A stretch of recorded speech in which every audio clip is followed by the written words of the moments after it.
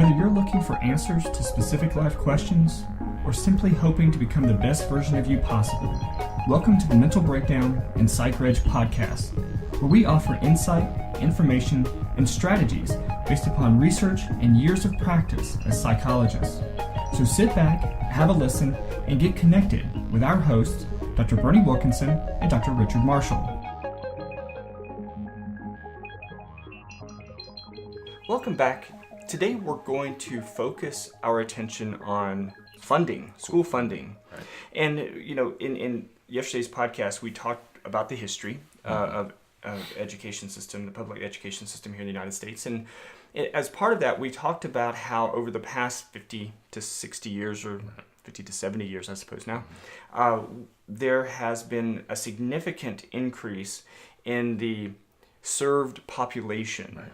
Of the education system. And so we've expanded it from those who can afford school themselves, paying for it themselves, to those who are, to minorities, to women, and to those who are disabled. Right. And so as the population of students expanded, right, we can't really go any further without talking about how we're paying for all of that. That's right.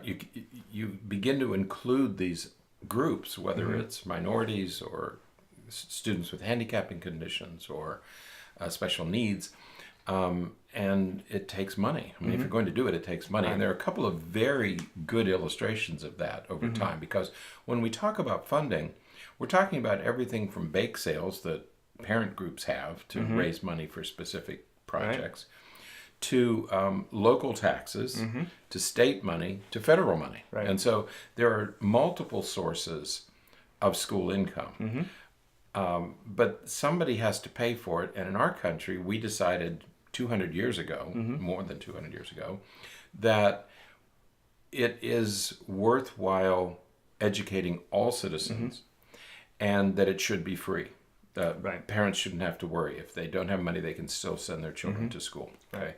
And so this concept of a free, compulsory education, right, is deeply rooted in our culture. Right. And so education in our country, most of the money comes from taxes. Well, all of it does, either state taxes or federal taxes. Right. Yeah. And so, but the main, one of the big things we're going to focus on today, right, is how that money is allocated, because it's there are some general principles as far as where the money comes from, how much money it is that comes from different taxes and things like that. Right. But how is it decided that elementary school A, right, receives X amount of money, and elementary school B, just a few miles down the road, receives a very different amount of money? One of the key problems with using tax money is that taxes are based on the value of your property. Right. So if your house is worth $800,000, that generates more revenue than a house that's worth $80,000. Right. It's 10 times as much. Right. Okay? And so for very wealthy districts, and in our country, typically school districts are by county, okay? But there are schools that occupy zones within that county. Right. Okay. And so your taxes are based on the value of your property, so that every city has very wealthy sections. They generate more money for their school than a school across town that has very low value housing. They produce less money, so they have less money for their school. Right. Okay. So there's this disparity. There's always been a disparity in public school funding in this country, and there continues to be. Right. And so that's one big issue. That's one with funding, is that it's allocated based upon the geographic region. That's right. That I want to say that it's not fair, but it's it's not fair. It's not fair. And we've tried. We had what are called Robin Hood laws that have been passed in some states, that regardless of where you live, every district gets the same amount of money per student. So that in Florida, we live in Florida, and in Florida there are some concentrations of wealth in some cities, okay, where other cities are notoriously poor. Okay, and so the Robin Hood laws are, you take that money and distribute it equally. Right. They haven't always worked, and they've been challenged in court. Sounds like socialism. Sounds like socialism, right? So, and people have balked at that. yeah. But it hasn't solved the problem. Right. Yeah. And I'm not That's sure not a solution. why. It seemed like it was another one of those things that seemed like a good solution to the Right. problem. But I don't think the Robin Hood laws have worked very well, because we still have large discrepancies. Jonathan Kozol wrote a book years ago called Savage Inequality, and he was referring to the funding of schools. Yeah. Diane Ravitch talks about it in The Right. Death of the American School System, the huge disparities between Yeah. even adjacent school districts, where you Right. have one wealthy section of town and one poor section of town, and the schools are vastly different. Right. Yeah. So we don't have, we have yet to find a solution for that issue. That's one problem, right? Another issue, and you mentioned this yesterday, that we are now in the, we're not just in an era of accountability, we are in an era of choice. Right. And so we now have this incredibly powerful and I think unstoppable movement of school choice, magnet schools, charter schools, and the like, that are creating a new funding issue. And it ties together with accountability, because what happens is that, the government, and again, I think that on paper, and this is one of the reasons why yesterday I mentioned that we don't want to talk too much about the British schools, because we want to really learn, really know more about it, because some of these issues here, I know that on paper looks great. If a school's doing really well, they're going to be rewarded by, getting some additional funds so they can continue to do the great work that they're doing. But in practice, what happens is that when some schools receive additional fundings because they're excelling, other schools are losing money because they're struggling. That's right. And what happens is the difference between the services and the education that students can receive in those schools purely because of resources, continue to broaden. Correct. The gulf between the two continue to spread. And that creates a whole new funding issue that is unique to this particular era that we're in. That's right. So you have the built-in disparity between wealthy neighborhoods and poor neighborhoods. Now you have the whole issue of school choice, because any school that can choose the highest students or that attracts the highest achieving students will get rewarded. When No Child Left Behind was passed in 2001, the funding mechanism was we're gonna reward the high achieving schools by giving them more money, and we're going to punish the low achieving schools by taking money away or giving them less. Well, the problem with that is that the low achieving schools were the high poverty schools. So you had the built-in disparity of a poor neighborhood. Now added to that is you're going to take money away from the very schools that need it the most. And that's what No Child Left. That was one of the unforeseen circumstances of No Child Left Behind. Again, it sounded like a good idea, but we didn't begin with equally performing schools. And it's so frustrating, because we talked about this particular issue many times, but this particular issue that I'm referring to is the issue of reward punish systems. You can't you can't function on a reward punish basis. You can't say we're going to reward the strong schools, we're going to punish the weak schools. Well, the weak schools are the ones that need the additional resources, but you can't say we're going to give the weak schools some additional funding so that they can pick it up, because then what's going to happen to the other schools? And they're going to want the intuitive nature of the reward punish system doesn't fit with that. The other problem is that it's based upon the ill-informed perspective that everyone can achieve at the same level. That's right. It that every assumes, student is equal, right, and has equal potential. right. It assumes that every school can perform at the highest level, but it can't. It can't. They just simply can't, because I mean, we know the normal curve, the bell curve, that tells us that, that 68% of the population is going to score between 1 standard deviation above and below the mean. But there's going to be, 20% of the population that's going to score below that. That's right.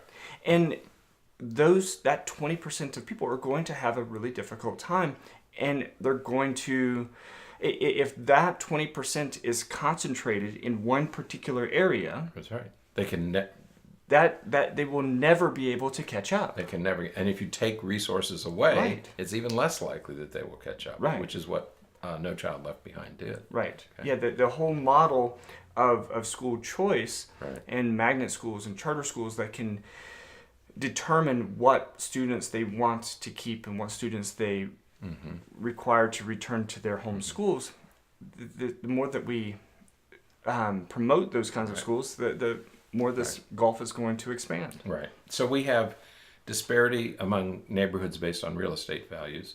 We now have disparity based on school performance, Right. Based on high stakes testing. But there's a third problem, and that is that the real number of dollars stays flat or goes down over time, because it's based on taxes. Right. And when states talk about cutting taxes, they're talking about cutting the funds that go for tax-supported endeavors. Right. What are tax-supported? Police, fire, infrastructure, roads, bridges, and education. Right. Okay. And so, although tax cuts make great political Right. sense, if you want to get elected, I'm going to cut taxes. We're going to cut taxes. When you cut taxes, you're cutting education. Right. And in our state, in the state of Florida, we are one of those. I mean, that's one of the things that the current governor and several other governors before him wanted to do, was cut taxes, cut taxes, cut taxes. I have never noticed a tax cut in all the years that I've worked. Right. I've never noticed. President Trump had this massive tax cut. We were all going to, I don't notice any difference. And you don't. When you don't make, unless you're making millions of dollars, you don't notice a tax cut. Well, this will not be my therapy session because of the tax business that we're trying to deal Right. with. We have a business and we have to pay taxes. We haven't noticed any reduction because we're not dealing with 5 and 6 and 7 digit numbers. Right. And so people like that, there was an article that Paul Ryan was congratulating some teacher because she noticed that she got an extra $1.50 a week in her paycheck or something. But that's all it would amount to when you're making Right. $30,000 or $40,000 a year. It really doesn't. A tax break doesn't mean anything unless you are over 6 or 7 figures. Mm-hmm. Then it starts to matter. Right. Okay? I remember Carly Fiorini when she was head of Hewlett Packard, and the election that year was we're going to have these big tax cuts. She said, "I don't need a tax cut. I don't need Right. any more money. I have Right. I can't spend the money that I'm making now." Okay, and so what the wealthy don't need it, and the middle class doesn't notice it. And so Right. the tax cut is great politics, but in fact, it's a disadvantage. So, for example, in Florida, in 2007 and 2008, if you go back about 10 years, the national average per pupil expenditure was $10,000. Right. In Florida, the per pupil expenditure was $7,000. Right. Okay. Now, so we're already spending $3,000 per student less per year. Right. Okay. In 2017 and 2018, we were spending in 2007 it was 7,100. In 2017, it was 7,200. Right. Now, if you account for inflation, you would have to spend $8,400 just to be even where you were 10 years ago. and be $3,000 lower. Right. So we started out $3,000 Right. lower. And now to catch up, so we have a legislature now. Our legislature this year couldn't stretch their arms far enough about this historic funding increase for education in Florida. But in fact, it doesn't even keep up with inflation. If you look at the numbers, it doesn't. So the third problem with funding is that when state legislatures talk about tax cuts and we're going to reduce government expenditures, you're taking money out of the total. Right. The total amount of money available for each student goes down every year in most states. Right. Sam Brownback in Kansas did this. They cut their taxes. They had to shut their schools early. They had to reduce the school year because they ran out of money. Right. States who have done these massive tax cuts have all paid a horrific price. The children and the parents in those states have paid a horrific price. So don't get too excited about tax cuts because your schools are going to pay the price for that. Right. Doesn't buy us much. Right. But it's an enormous disadvantage in an already underfunded system. Right. So we have these three areas of concern as it relates to funding, and and all again in this era of trying to include more students. Right. That's right. And we're holding the students and teachers and schools to higher expectations. That's right. We raise the standard. Right. But we take money out. Right. And so, the balance, and I feel as though from what I've heard and read and talked to people, those who are not in education really have a difficult time appreciating what all that means. Right. Because they say, well, just teach the kids. Okay, right. But if the school doesn't have the resources to teach the students the things that they need to teach them, That's right. then, I have a teacher that I talk to who teaches middle school, and she does a beautiful job of working with her students, and she's working effortlessly to teach them all these different things, and she's building in labs for all these different concepts in science. And that's what she's teaching, is science, and she's trying to teach them, give them hands-on things so they can actually learn. One day she had to take her planning period, which really isn't a planning period, it's just a time when she is supposed to be in a different classroom helping out a different teacher because she doesn't have her own students.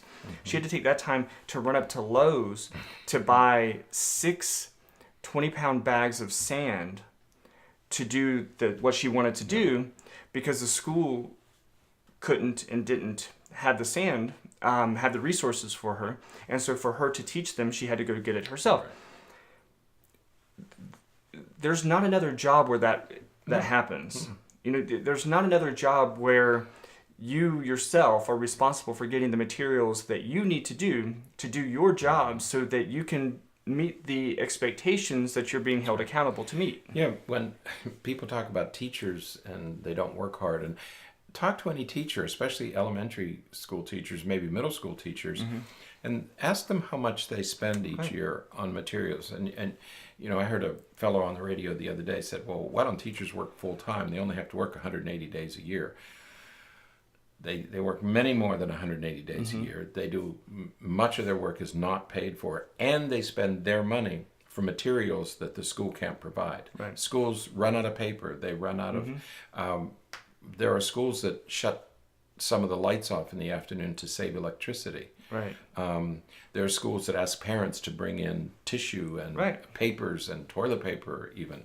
And so we have, this year, we had teachers using GoFundMe accounts to raise money to buy the materials that the schools couldn't provide. Right. So when we talk about tax cuts, that's what we're talking about, is you're reducing the resources for everybody, for teachers who really need them to educate our children.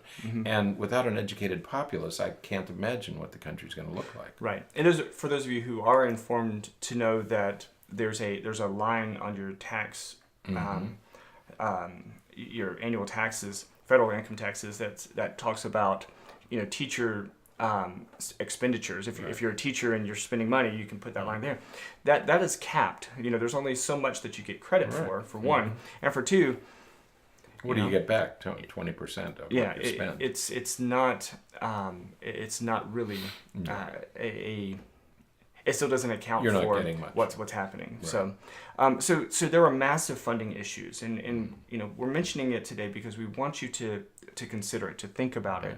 As we hold teachers and schools to these expectations, is think about because I don't argue that we should hold them. Mm-hmm. We should be accountable. We should be accountable for teaching kids what we're supposed to teach them. But we shouldn't punish and or reward people for meeting some of those expectations if we're inconsistently offering them the resources that they need to do that. Right. When you have a $3,000 per pupil difference, what do you think is, what's going to happen. Right. And yet you use the same standard. Right. Everybody has the same standard. That's what we don't like about these tests that states are using, is every student is given the same test. Well, of course, some students are going to do very well and some are going to do poorly. That has nothing to do with the teacher. Mm-hmm. It's going to happen every year regardless of who the teacher is. Right. So, but funding is it's a major issue. Right. And as long as we favor tax cuts instead of funding education at the level it needs to be funded at, we're going to continue to have these problems. Absolutely. So, all right. That is it for today. We'll be back tomorrow to talk about graduation rates and dropouts and things like that. So, all right. Until then, stay happy, stay healthy, and forget to be afraid. Thanks for sharing this episode of the Mental Breakdown and Psychreg podcast. Be sure to check out the show notes for links to follow us on Twitter and subscribe to our YouTube channel, where you will find all of our previous podcasts and much more. We would be honored if you would become a patron through patron.com, where any donation you can manage will go to the development and creation of more content. Just visit patreon.com/thementalbreakdown for more information. Thanks again for listening. Have an awesome day, and we look forward to being back in your feed tomorrow morning.